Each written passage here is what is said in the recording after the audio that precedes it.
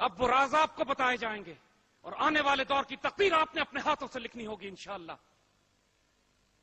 ہم نے اپنے رب سے وعدہ کیا تھا کہ اس پاکستان جس کا مطلب لا الہ الا اللہ ہے، اس کا مقصد محمد الرسول اللہ ہوگا صلی اللہ علیہ وسلم۔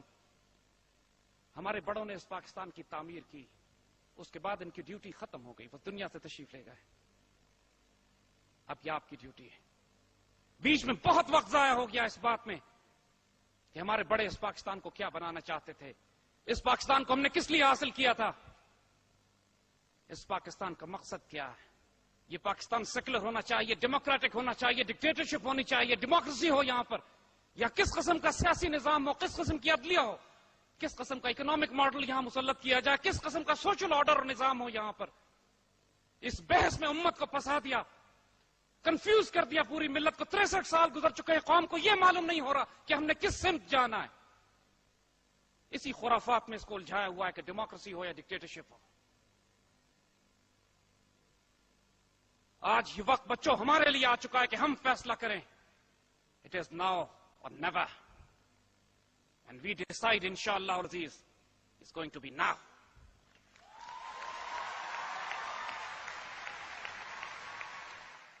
یہ پاکستان جس کا خواب، جس کا ویژن، جس کا ڈریم، جس کی خوشخبری علامہ اقبال نے ہمیں دی، وہ اس کو امت مسلمہ کا مرکز بنانا چاہتے تھے۔ دی یونائٹڈ اسٹیٹس آف اسلام، ایک ہو مسلم حرم کی پاسبانی کے لیے نیل کے ساحل سے لے کر تابہ خاک کاشغر، افریقن کانٹیننٹ سے لے کر سینٹرل ایشیا تک، one united bloc of Muslim, the United States of Islam.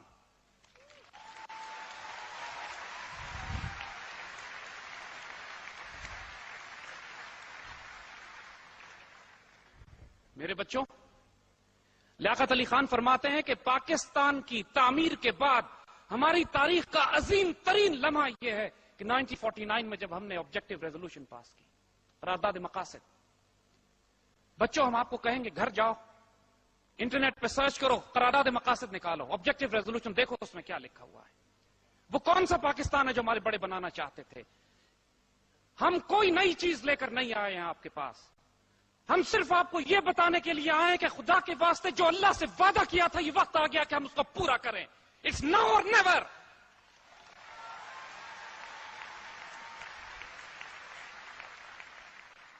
Objective resolution میں سب سے پہلا نقطہ جس کا فیصلہ کیا گیا تھا کہ اس مملکت پر، اس سرزمین پر حاکمیت صرف اللہ اس کے رسول کی ہوگی، قرآن و سنت کا حکم چلے گا، اس کے علاوہ کوئی نظام قائم نہیں کیا جا سکتا یہاں پہ۔ اس کے بعد باقی اس کی تفصیل تھی کہ اس پاکستان میں عدلیہ بھی آزاد ہوگی، اس پاکستان میں اقلیتوں کو عزت، آبرو، جان اور مال کی حفاظت کی جائے گی، چاہے کوئی کسی مذہب کا ہو، یہاں پر اس کی ضمانت دی جاتی ہے، اس کی عزت اور آبرو اور حفاظت کی۔ مسلمان سلطنت سے زیادہ پناہ اس کو دنیا میں کہیں اور نہیں مل سکتی۔ اس بات کی ضمانت دی جاتی ہے کہ اس ملک میں کوئی بھوکا نہیں سوئے گا، مساوات کا نظام قائم کیا جائے گا۔ اور دوسرے لفظوں میں ہم کہیں تو آبجیکٹو ریزولوشن کا اگر ایک لفظ میں خلاصہ دیا جائے تو یہ فیصلہ ہمارے بڑوں نے کیا تھا کہ یہاں ہم خلافت راشدہ کا نظام قائم کریں گے۔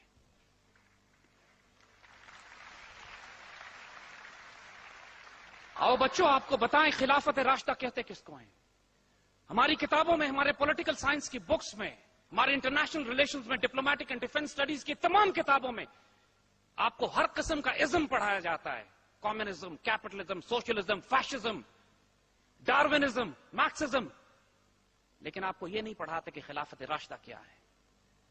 1300 سال تک مسلمان دنیا میں رہنے والا ایک ایسا نظام جس سے بہتر نظام انسانیت نے کبھی نہیں دیکھا، وہ نظام کہ جو حضور صلی اللہ علیہ وسلم کے تربیت یافتہ صحابہ کرام نے شروع کے 30 سال میں خلافت راشدہ میں، اور اس کے بعد اس کے ماڈل جو پوری امت مسلمہ میں پھیلتے چلے گئے، جو حیرت انگیز نظام، جو آج کے دور سے بھی جدید ترین ماڈرن نظام بھی اٹھا کے آپ دیکھ لیجئے مشرق کے مغرب میں، اس سے بھی 1000 سال ایڈوانس دور، ایڈوانس نظام ہے وہ، ہیومن ویلیوز میں، سوشل جسٹس میں، اکانومی میں، گورننس میں، پالیٹکس میں، جوڈیشری میں، وہ نظام جس کے بارے میں کوئی بات نہیں کرتا آج۔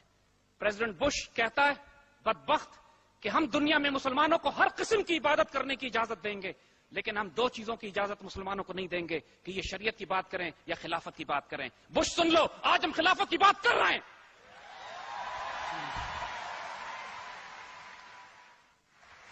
اور ہم تمہیں چیلنج کرتے ہیں کہ پاکستان کی نوجوان نسل کو روک کے دکھاؤ، یہ اللہ کے حکم سے اللہ کا دین نافذ کرے گی آپ۔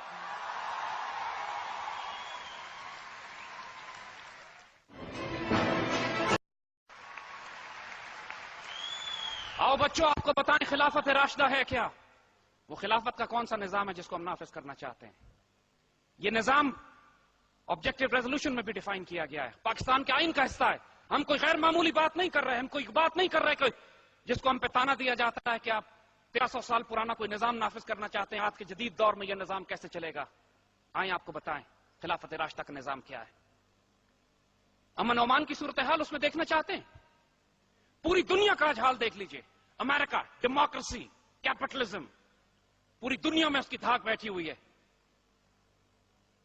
اس وقت دنیا میں جو جرائم کی شرح امریکہ میں، جو بیراہ روی، جو آبرو ریزی، جو ظلم عورتوں پہ اور بچوں پہ اور اپنی قوم پر وہ اس معاشرے میں ہوتا ہے، صرف امریکن کرائم سٹیٹسٹکس اٹھا کے دیکھیے۔ آج بھی New York, Los Angeles, Detroit, Chicago میں رات کے 8 بجے کے بعد آدھا شہر بند ہو جاتا ہے، کہیں جا نہیں سکتے آپ، اس لیے کہ وہاں لوٹ لے جاتے ہیں، آپ کی عزت اور آبرو اور جان و مال کا خطرہ ہوتا ہے۔ یہ جدید ترین دنیا کی ڈیموکریسی کا حشر ہے، جس کے بارے میں اقبال نے 1920 میں کہا تھا، یہ تہذیب اپنے خنجر سے آپ خودکشی کرے گی، جو شاخ نازک پہ آشیاں بنے گا ناپائیدار ہوگا۔ آج امریکن اکانومی کا حال یہ ہے کہ پورا سود اور ربا کا نظام کولیپس کر رہا ہے، پوری دنیا تباہی میں برپا ہونے والی ہے، پوری دنیا کی اکانومی اب ان کے ساتھ تباہ و برباد ہو رہی ہے۔ جا کے امریکہ میں پچھلے چند ماہ میں 20 لاکھ ایجوکیٹڈ، پڑھے لکھے، مڈل کلاس امریکن ان کے ہاتھ سے گھر گئے، گاڑیاں گئی، ٹینٹوں میں زندگی گزار رہے ہیں جا کے۔ پوری اکانومی، یہ تہذیب اپنے خنجر سے جس تیزی سے خودکشی کر رہی ہے، اب تو خود ان کو بھی نظر آ رہا ہے یہ۔ آئیے سیدنا عمر رضی اللہ تعالیٰ عنہ کی خلافت کے دور میں آپ کو ان کی ریاست کی وسعت بتاتے ہیں۔ ایک طرف چین، ایسٹرن ترکستان، سنکیان سے لے کر آلموسٹ یورپ تک مسلمان ریاست پھیل چکی ہوتی ہے، تمام شمالی افریقہ مسلمان ہو چکا ہوتا ہے، بیت المقدس شریف مسلمان فتح کر رہے ہیں، بیت المقدس شریف مسلمان فتح کرنے جا رہے ہیں، فتح ہو چکا ہے۔ تو وہاں کے عیسائی حضرت خالد بن ولید اور حضرت ابو عبیدہ ابن جراح رضی اللہ تعالیٰ عنہ سے کہتے ہیں کہ ہم بیت المقدس کو آپ کے حوالے کر دیں گے، شرط ہماری یہ ہے کہ مسلمانوں کے امیر خود آ کر اس کی چابیاں ہم سے وصول کریں۔ یہ سیدنا عمر ہے، وہ سیدنا عمر جن کی سلطنت اتنی وسعت سے پھیلی ہوتی ہے، فرماتے ہیں کہ اگر دجلہ کے کنارے عراق میں کوئی کتا بھوکا مر جاتا ہے تو میں مدینے میں ذمہ دار ہوں اس کا۔ وہ سیدنا عمر جن کے پاس روم کا بادشاہ اپنا غلام، اپنا ایمبیسڈر بھیجتا ہے کہ یہ دیکھو تو صحیح ہے، مسلمان جو پوری دنیا پر قبضہ کرتے چلے جا رہے ہیں، اور جس علاقے پر قبضہ کرتے ہیں بیک وقت انہوں نے پرشین اور رومن امپائر سے ٹکر لی، اور پرشین اور رومن امپائر نے بھی کوئی چوڑیاں نہیں پہنی ہوئی تھی، وہ اپنے وقت کے روس اور امریکہ تھے اس وقت کے یہ، اور ایک مسلمان فوج جس کے پاس کھانے کو کچھ نہیں تھا، پہننے کو لباس نہیں تھا، لیکن وہ غازی، یہ تیرے پراسرار بندے جنہیں تو نے بخشا ہے ذوق خدائی، دونیم ان کی ٹھوکر سے صحرا و دریا تھے، سمٹ کر پہاڑ تھے جن کی ہیبت سے رائی۔ یہ کون سی مسلمان فوج ہے؟ جب سیدنا خالد بن ولید رضی اللہ تعالیٰ عنہ پہ ایک ایرانی جنرل تانا دیتا ہے کہ آپ ہم سے لڑنے کیوں آئے ہیں، ہماری تلواروں میں تو وہ زہر لگا ہوا ہے کہ اگر جسم کو چھو جائے تو جسم گل کے ختم ہو جائے، تو سیدنا خالد بن ولید فرماتے ہیں ذرا اس زہر کی شیشی تو دو مجھے۔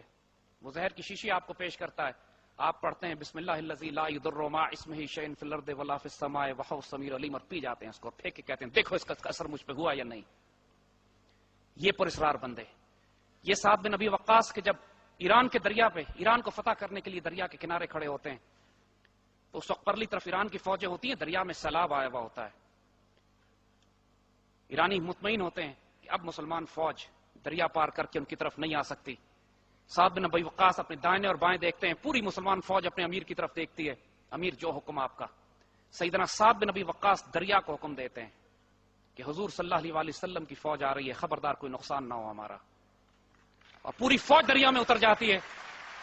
تاریخ یہ گواہی دیتی ہے اس بات کی، تاریخ گواہی دیتی ہے اس بات کی کہ ایرانی یہ کہتے ہوئے بھاگ جاتے ہیں کہ دیوا مدن دیوا مدن، دیو آ گئے اور دیو آ گئے۔ یہ وہ معاشرہ تھا۔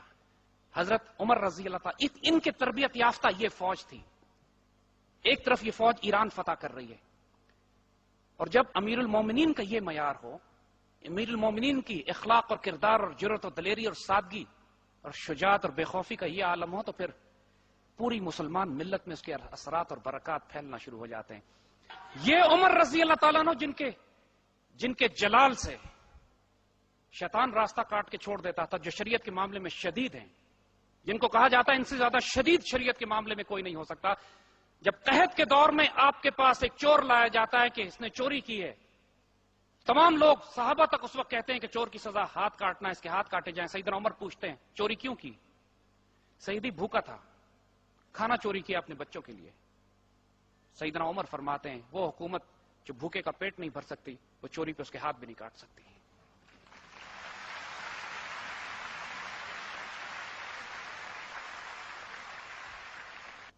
یہ معیار ہمارے ان بزرگوں نے قائم کیا۔ پھر روحانی معیار ان کا، جو بات آپ کو صرف مسلمان فوجوں کی بتائی، دیکھیے جب یہ برکت ایک امیر میں ہوتی ہے، ایک سلطان میں ہوتی ہے، تو وہ برکت پھر پوری ملت میں نیچے تک جاتی ہے، حتیٰ کہ جانور تک اس برکت سے فیض حاصل کرتے ہیں۔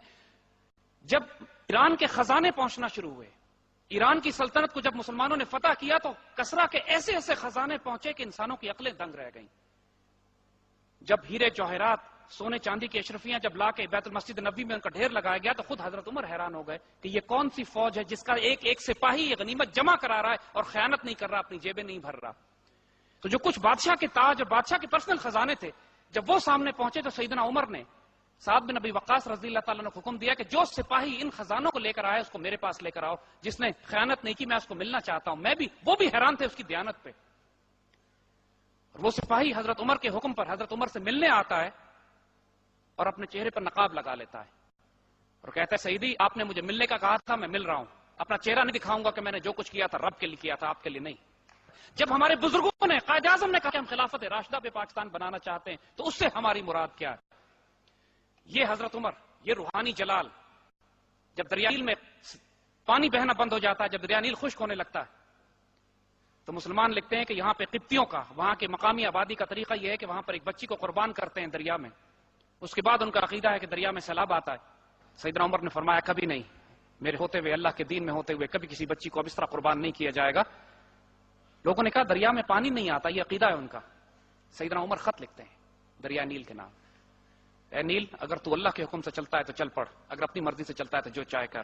وہ خط دریا نیل میں پھینکا جاتا ہے، نیل میں ایسا سیلاب آتا ہے کہ اس کے بعد آج تک نیل نہیں رکا کبھی۔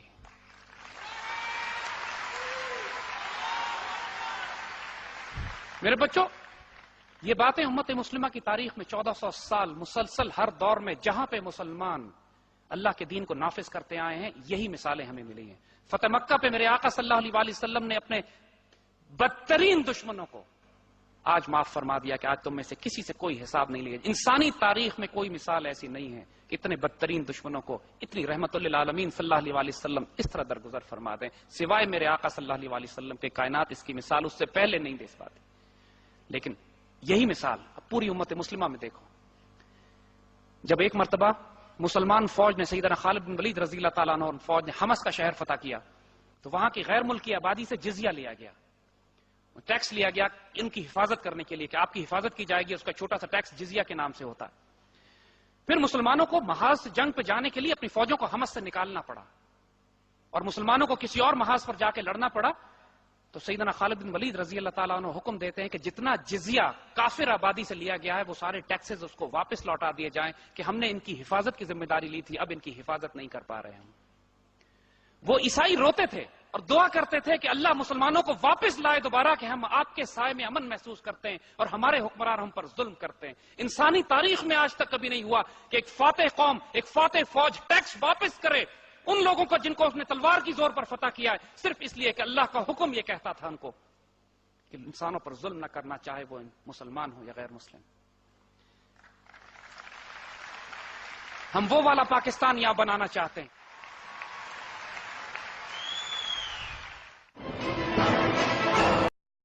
کہ قائد اعظم جب خلافت راشدہ بنانے کی بات کرتے تھے اس پاکستان کو، تو وہ کون سا پاکستان بنانا چاہتے تھے؟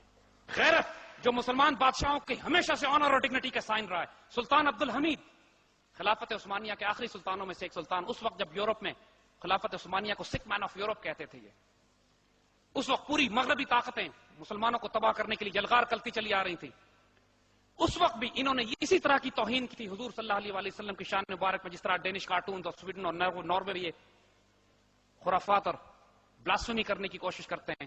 لندن اور نیو یارک میں، لندن اور پیرس میں انہوں نے ڈرامے بنائے جس میں حضور صلی اللہ